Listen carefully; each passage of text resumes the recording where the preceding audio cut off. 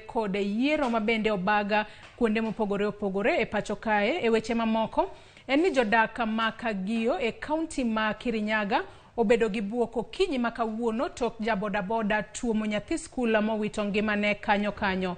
Koyango masira makamano, komanda mar obila ma Mwea West sub-county Wilson Koskei owacho ni japuonjre no ne ng'ado wang' apaya maduong' ma Kagio Kadungu e seche ma jabodaboda no otuome. Jodak mano neno wach makamano obedo kod ich wang' mathoth ka giwacho ni bodaboda makamano ne ringo e ng'we airititi. Gikwayo sirikal mondo oket rang'uk ng'we airititi e wang' apaya ma Kagio Kadungu ka giwacho ni mano oken masira mokwongo. Ringre nyathi skul no mano mawuoyi otere kar kano ringre jomotho ma od thieth ma Murang'a.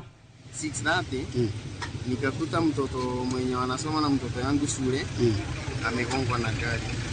Amegongwa na pikipiki na pikipiki kapotea.